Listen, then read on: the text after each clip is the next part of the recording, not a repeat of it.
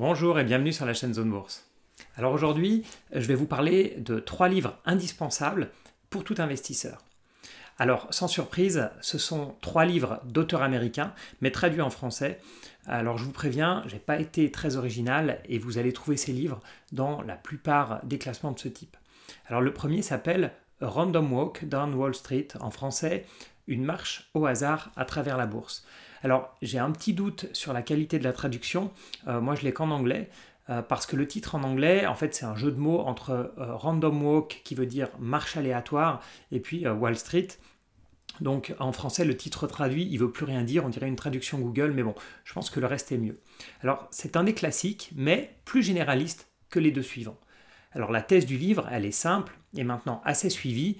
Le marché est plutôt efficient, je ne suis pas toujours d'accord, et il est impossible de prédire les marchés à court terme. Et là, je suis plutôt d'accord. Donc en gros, les particuliers devraient faire de l'investissement à long terme. Ce livre est très bon pour votre culture générale financière, donc je le recommande à tout le monde, même s'il est parfois un petit peu technique. En fait, l'auteur il passe en revue différentes techniques, l'analyse technique, l'analyse fondamentale, etc., pour plus ou moins les discréditer, puisque je vous le rappelle, il pense qu'on ne peut pas trouver d'inefficience dans le marché. Alors, avec un thème pareil, il s'adresse surtout aux adeptes des ETF, aux investisseurs passifs, mais même si vous êtes un adepte de l'analyse technique ou du stock picking, c'est pas pour autant que vous ne devez pas le lire. Sachez juste que l'auteur, il a un point de vue différent du vôtre. Alors, c'est un livre qui est très complet, qui aborde un peu toutes les théories financières, qui parle aussi de la finance comportementale, des produits dérivés. Donc, si vous voulez une vraie culture générale en finance, c'est un bon choix. Si vous cherchez un livre pour trouver des valeurs précises à acheter, alors je vous conseille 2 autres grands classiques, écrits il y a longtemps, mais qui restent selon moi d'actualité. Alors, le plus ancien, la première édition date de 1949, c'est celui qui est en général cité comme le meilleur livre d'investissement. C'est bien sûr L'investisseur intelligent de Benjamin Graham. Alors Graham, c'est bien sûr le père de l'investissement value, donc des valeurs décotées. C'est celui qui a inspiré Buffett, mais même si vous n'êtes pas un investisseur value, c'est un super livre. C'est surtout un très bon livre à lire en période de crise, notamment puisque la vision de Graham, qui va à l'encontre du livre précédent, c'est que le marché, c'est le reflet des émotions des investisseurs et qu'il faut garder la tête froide pour acheter des valeurs solides quand le marché est assez bête pour nous les vendre au rabais. Alors voici les 6 principes de Graham. Vous devez comprendre le business de l'entreprise, vous devez savoir qui la gère et avoir confiance dans leurs capacités.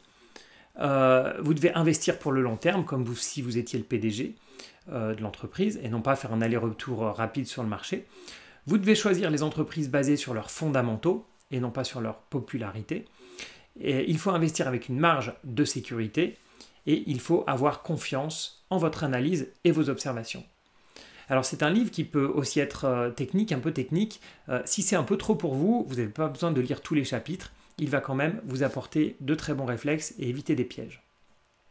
Alors c'est le genre de livre qui vous fait dire « Ah ouais, ok, investir c'est un métier, ça demande beaucoup de temps, beaucoup de travail pour trouver des valeurs intéressantes. » Mais la chance qu'on a aujourd'hui en 2020, c'est qu'à l'époque de Graham, vous deviez analyser des centaines de bilans et comptes de résultats pour investir.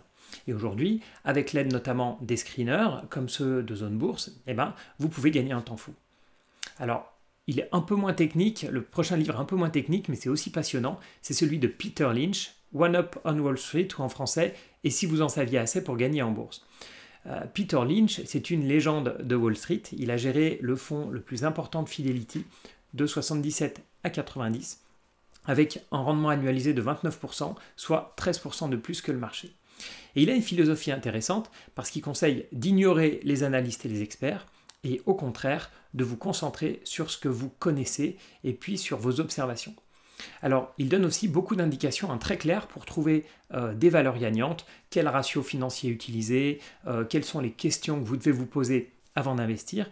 Et si vous ne savez pas par quel bout commencer pour analyser une entreprise, si vous suivez la méthodologie de Peter Lynch, vous serez déjà sur la bonne voie.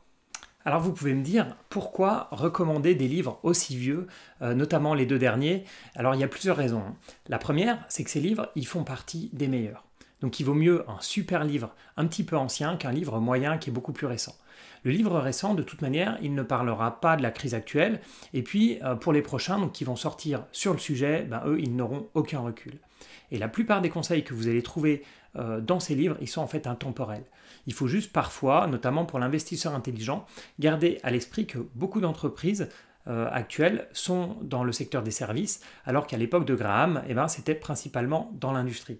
Il y a donc certains ratios, notamment des ratios de bilan, qui sont un petit peu moins pertinents.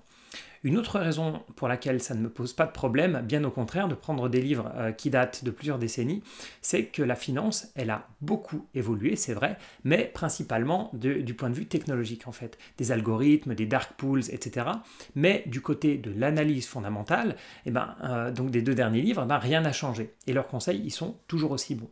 Et en fait, je dirais même plus qu'on a presque régressé avec l'essor de la gestion passive et des ETF. On a aujourd'hui beaucoup moins d'analystes financiers et les valeurs petites et moyennes, elles sont beaucoup moins suivies. Donc ce qui est très bien, bien sûr, si vous faites vos propres analyses. Voilà, donc je vous conseille ces 3 livres, il y en a encore beaucoup d'autres et je referai d'autres vidéos sur le sujet. Merci encore d'avoir suivi cette vidéo jusqu'au bout et moi je vous dis à bientôt.